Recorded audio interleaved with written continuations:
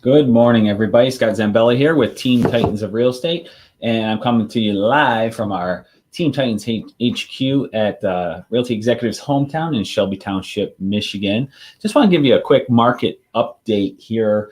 It's still a seller's market, and if you're thinking about selling your house in the next 1 to 2 months, you may want to think about doing it now. I want to go over some quick numbers with you just to show you what's going on out there. So let me share this screen here. We've got, this is our data coming straight from our multiple listing service, the MLS as it's called. And it's got some interesting numbers to show you here.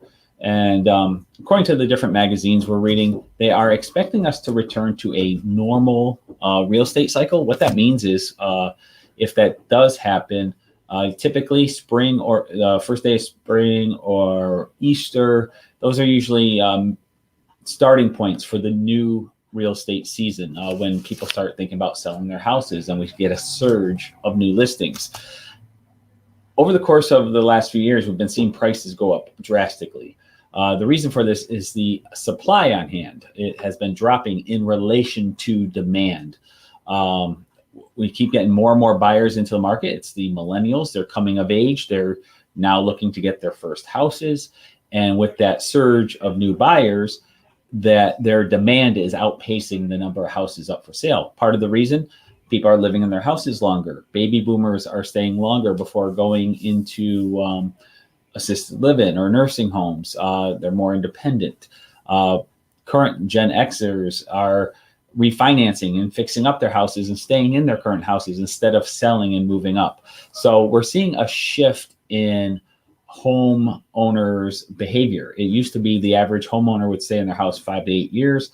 We're now seeing, if I remember correctly, 11 to 13 years.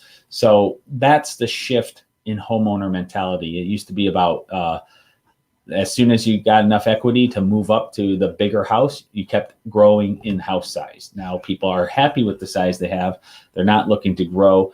In fact, many of them are actually looking to downsize or just minimize what they have so they can do, instead of having all their life savings going into their house payment, they want to be able to enjoy things like travel and various things. So just want to show this to you real quick here. And what we have is this particular graphic shows the available homes for sale. These numbers are as of the end of February. Next month we'll get the March numbers, so we'll see what happens then. But as you can see, we're getting a constant trend here. There was a downward slope. This shows the last 3 years. Let me go to a larger picture. Let me go to the max just to show you how far down we are. This goes all the way back to January of 2006. And you can see the various cycles we've gone through with availability of homes for sale. But what you see here is over this period, the lows were around 35,000 houses. And then we'd go up to the highs of about 59,000 houses available at the end of each month. But then what you see start happening here in 2016 is where we start getting the downward trend. And all the way to where we are now, currently end of February, 19,568.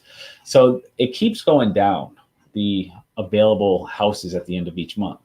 So when you look at that in relation to supply and demand, it's giving us a solid, it's giving us when you get that lack of supply with the increasing demand, you're getting increased pricing.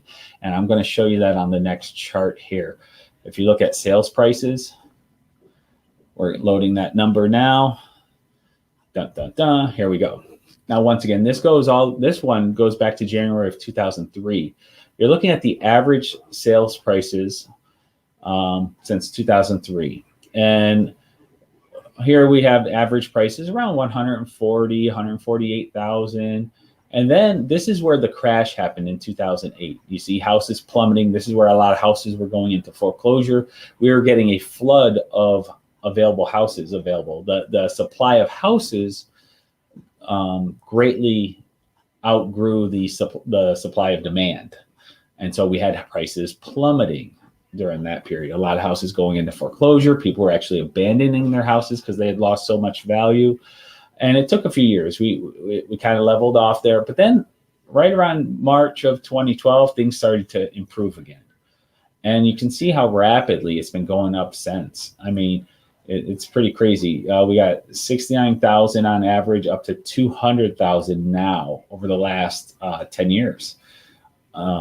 That's quite a bit of increase. And as of right now, it's still not showing signs of slowing down. Now, at some point, what's going to happen is this. Because we have a true supply and demand issue, prices keep going up. At some point, those people who are staying in their houses are going to look at their values and say, wow, for this much money, I could sell, cash out, and then maybe buy downsize and get something for cash and have little or no mortgage payment. So as those prices go up, it will entice more and more homeowners to sell their house. And as that supply of houses go up, the bidding wars will slow down and those maximum prices will decrease. So the point is this: if you're thinking about selling in the next 1 to 2 months, a lot of times we'll hear from people, well, I want to make my house perfect. I want to maximize what I get. Well, if that flood of new home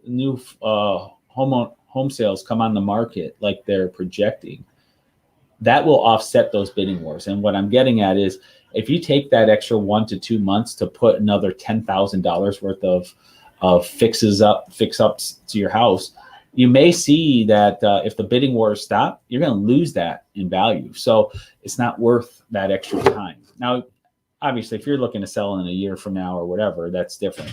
But if you're on that fence where you want to sell in the next month or two, give us a call. We'll review your house. We'll tell you what things need to be done, what things shouldn't be done. Just give you the advice to get you the maximum dollar based upon the current market scenario.